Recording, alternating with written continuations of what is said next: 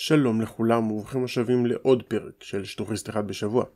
כמדי 5 פרקים אנחנו שוב חוזרים אל אריק דביל, כלומר אריק דובי, והסרטון החופר שלו שנקרא ההיסטוריה של העולם השטוח. אבל תתעודדו, אנחנו לקראת הסוף של הסיוט הזה.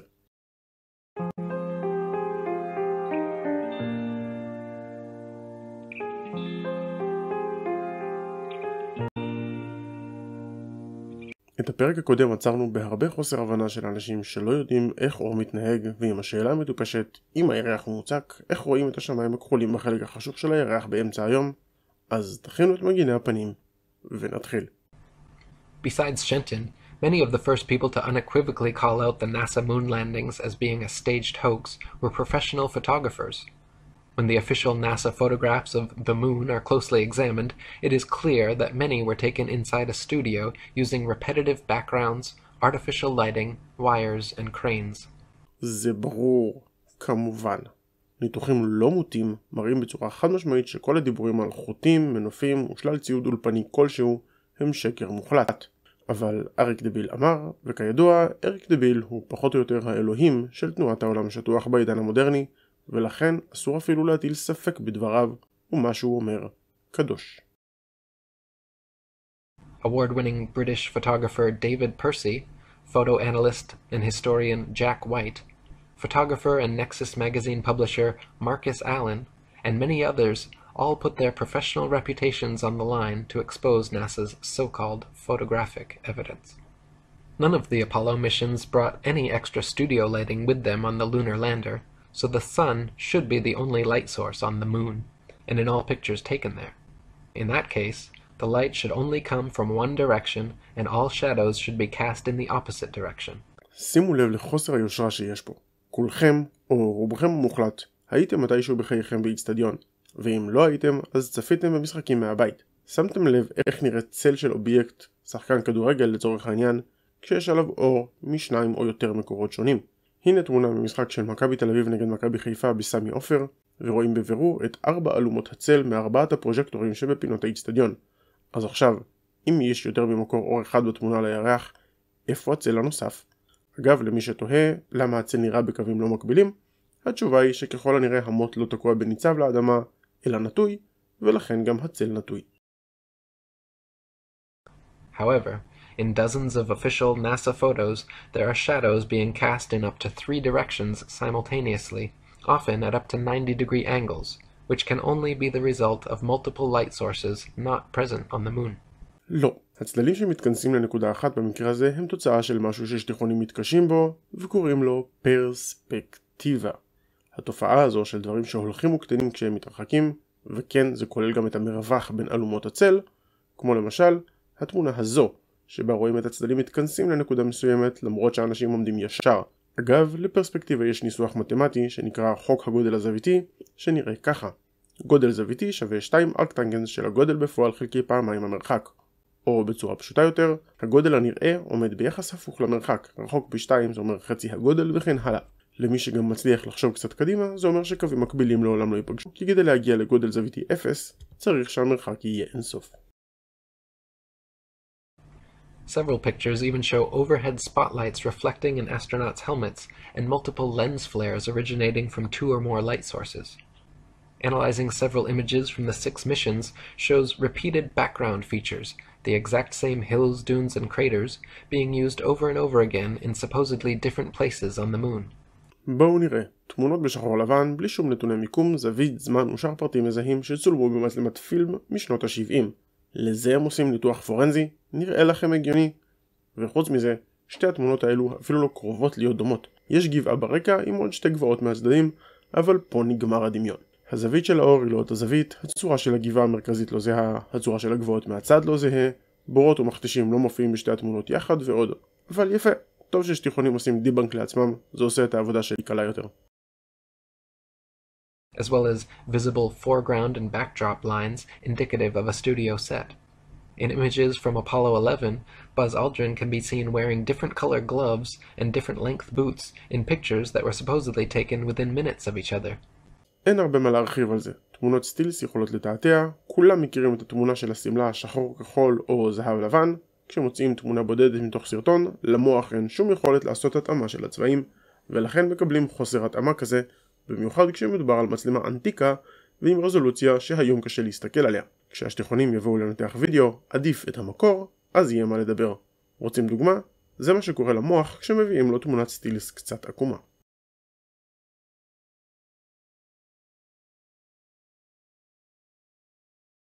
If Buzz was really in the vacuum of space in a pressurized spacesuit, he certainly would not have had the time or reason to depressurize and repressurize his suit just to make such fashion adjustments. הטענה המטופשת הזו בכלל לא שווה התייחסות אחרי כל מה שהזכרנו, אז ברשותכם אני ממשיך הלאה. Some pictures show the lunar rover with no tracks anywhere around it.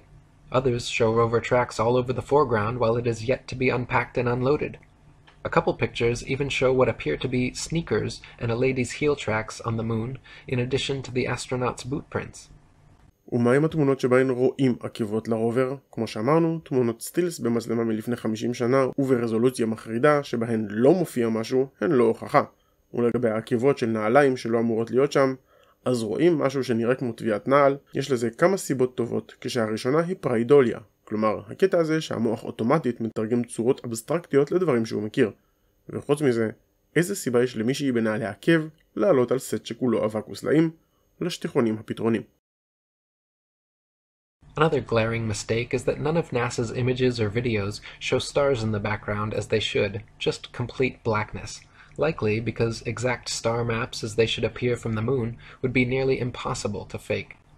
The testimony of different astronauts on different missions, in their autobiographies and interviews, just muddies the water even more, some of them bragging about the, quote, astonishingly brilliant light of the stars, and others saying they, quote, don't remember seeing a single star while on the moon. Such inconsistencies, and the fact that none of NASA's moon pictures feature stars or planets in their appropriate positions, should raise a red flag that these astronauts were not on the moon. אסטרונוט, איזה משחק מילים גאוני. הבנתם? כי הוא אסטרונוט, שזה לא. הקטע באמת עצוב הוא ששטיחונים עדיין משתמשים במשחק מילים עצוב הזה. טוב, בחזרה לענייננו. כל מי שהתעסק טיפה עם צילום יודע שכשמצלמים משהו בהיר, אז כל הרקע הופך להיות כהה.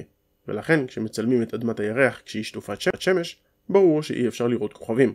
מצד שני, כשכן רואים כוכבים זה כי התמונה צולמה בחשיפה מוגזמת, שהופכת את כל מה שבהיר לכתם לבן חסר פרטים. מצלמות מודרניות מצליחות בצורה מרשימה לחקות את היכולת של העין לעשות הפרדה של אור, בטכנולוגיה שנקראת טווח דינמי רחב, או HDR באנגלית, שבגדול מצלמת כמה תמונות ברמות שונות של פתיחת צמצם, ואז עושה קומפוזיציה של החלקים הבהירים בתמונות הכהות, והחלקים הכהים בתמונות הבהירות. ולגבי אלה שאמרו שהם ראו או לא ראו כוכבים, ובכן, כשמחפשים משהו אז רואים אותו, וכשלא מחפשים משהו אז אפשר להתעלם ממנו גם אם הוא ממש מול העיניים. Many pictures of the sun on the moon are clearly spotlights and not the sun. Some images show studio lighting lens flares or studio lighting reflecting off a black background. One image clearly shows a shadow on the ceiling of space as the lunar lander lifts off. Many images show shadows of reticule crosshairs suspended in air over a print underneath, proving them to be doctored and not originals as claimed. במילה אחת, כל התמונות האלו וגם התמונה המפורסמת Earthrise ששטוחיסטים טוענים שכדור הארץ שם מודבק, הם תמונות שעברו דחיסה דיגיטלית, כלומר המרה מהתמונה המודפסת או הפילם לביטמאפ, שזה קובץ ענק ובזבזני, ואז לקובץ תמונה חסכוני מסוג JPEG או משהו דומה.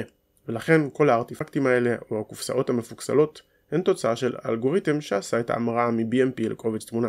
שטוחיסטים מעולם לא למדו על אלגוריתמים של דחיסה, לא של תמונות ולא של וידאו, ולכן הם אומרים כאלה שטויות. Images of the lunar lander supposedly on the moon shows a pathetic 1969 attempt at creating high-tech futuristic-looking equipment using what appears to be construction paper, gold foil, scotch tape, and metal shower rods. כן, בדיוק. נייר הבנייה, נייר זהב ומה שנראה כמו סרט הדבקה הם בדיוק מה שהיה צריך כדי לחסום את הרוב המוחלט של הקרינה בחגורות ון אלן ולהגן על האסטרונאוטים. ולגבי הטענה על מות מקלחת, היינו ערך פריידוליה מלפני 3 דקות. רכב הנחיתה באמת היה באופן חלקי פסגת הטכנולוגיה בתקופתו, אבל חלק מהדברים הם בכוונה פשוטים, גם כי הפתרון הפשוט הוא ברוב המקרים הפתרון הטוב ביותר, וגם כי יש מגבלה של משקל, גם על הטיל שהביא אותו לירח, וגם על המנוע שאמור להחזיר את האסטרונאוטים בחזרה לרכב הפיקוד. The idea that the piece of junk shown in these official NASA photographs flew to the moon and back is so ludicrous it's laughable. Close-ups of the lunar lander footpads show them without a speck of dust on them and without a burn print under its 10,000-pound thrusters, like it was just gently set down in place. NASA scientists in their own documents were worried about the LEM falling into its own massive burn radius, yet there it sits with no burn print and spotless clean pads. קודם כל, רכב הנחיתה לא חזר לכדור הארץ. חלק קטן ממנו טס בחזרה לרכב הפיקוד, ואחרי זה גם הוא הושלך בחזרה אל הירח. כל 6 רכבי הנחיתה צולמו על ידי המקפת לחקר הירח, ה-LRO, שעל הדרך צילמה גם את השבילים של הרוברים באתרי הנחיתה, וגם את הסריטה שבראשית השאירה על הירח. ולגבי אבק על הרגליים של רכב הנחיתה, אבק נדבק רק אם יש מה שידביק אותו, כמו שומן או חשמל סטטי. על הרגליים של רכב הנחיתה אין שומן ולא אמור להיות חשמל סטטי, ולכן אין אבק. זה עד כדי כך פשוט. Even the astronauts' boot prints made deep impressions on the moon dust, yet the lander's 10,000-pound thrusters left not a trace, no blast hole, and no dust on the pads. בתור התחלה, לירח אין אטמוספירה, ולכן דחף רקטי לא אמור להשפיע על מרחק של יותר מכמה סנטימטרים. וכשהמנוע נמצא בגובה של בערך מטר מעל הקרקע, לא אמור להיות שום סימן לכך שהרגע נחת פה רכב של 15 טון. אבל פיזיקה של תיכון היא משהו שקשה לשתיכונים להבין, והם לא מסוגלים לעשות את ההפרדה בין מה שקורה כאן, כשיש אטמוספירה, למה שקורה על הירח, ששם אין. When the video evidence is examined, even more anomalies are found. In certain frames, light pings can be seen reflecting off overhead stage wires attached to astronauts' backpacks. ההשתקפויות המוזרות הן תוצאה של כל צילום שיש בו אור חזק, אפילו במצלמות מודרניות, ובטח כשמדברים על מצלמת הסלבלד מלפני 50 שנה. זה כבר מתחיל להיות לא נעים, אבל דווקא בגלל שהמנטרה השטוחיסטית היא תעשו את המחקר, זה צורם לעין כשברור שאף שטוחיסט מעולם לא חקר את הנושאים הבסיסיים האלו לעומק. In one Apollo 16 clip, an astronaut falls to his knees and is quickly jerked back up to his feet by what can only be an unseen wire hoisting him straight upwards. One of the more obvious video anomalies is how several Apollo missions show American flags flapping around in the non-existent space wind.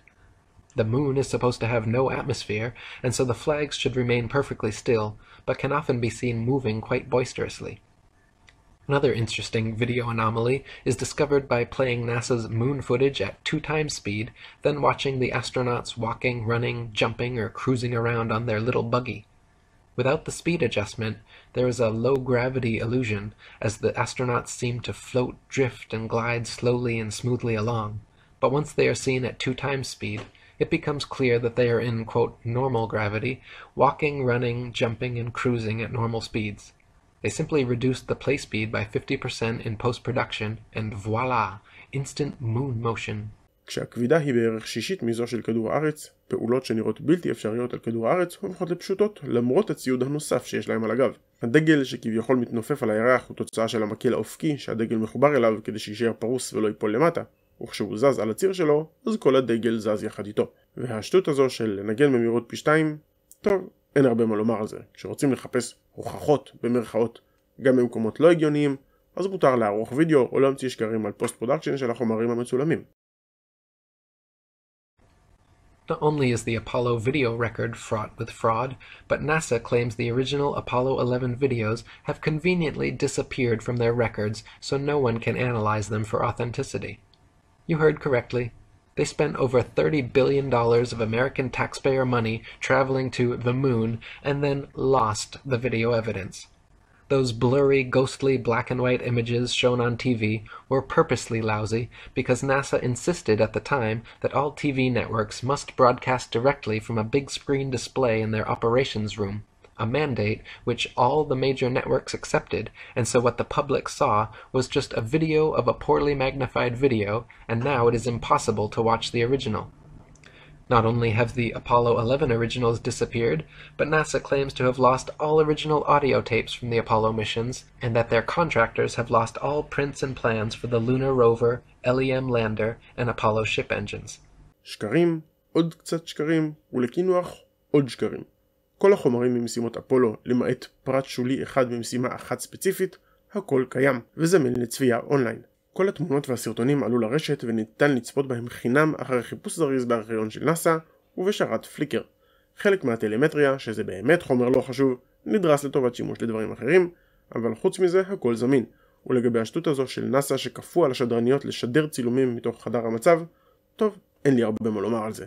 למעט זה שלטכנולוגיה של ה-70s יש מגבלות, ומה שהיום אפשר לשדר באופן אלחוטי ל100 ערוצים במקביל, באותה תקופה היה אפשר רק עם כבלים, והכבלים היחידים היו מחוברים למוניטורים של חדר הבקרה של נאסא באופן טבעי. וזהו להיום חברים. יש גבול לכמה אריק דביל אני מסוגל לשמוע, גם בגלל הקול המרדים שלו, וגם בגלל מה שהוא אומר. אני רוצה להצהיר בשמחה על זה שהפרק הבא איתו, שטוחיסט 64, יהיה האחרון שמכסה את הוידאו הטרחני הזה. אז אתם מוזמנים לשלוח לי קישורים לסרטונים ארוכים שאתם רוצים שאני אטפל בהם באותו אופן, כלומר בהמשכים. אגב, הסרטון האחרון שלו, לבל, יקבל את שטוחיסט 69, כבר התחלתי לעבוד עליו.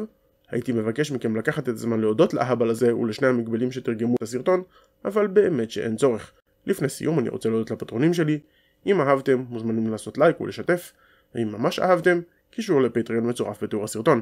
אני הייתי, כמו תמיד, rndthinker, ונתראה בסרטון הבא. Mad world.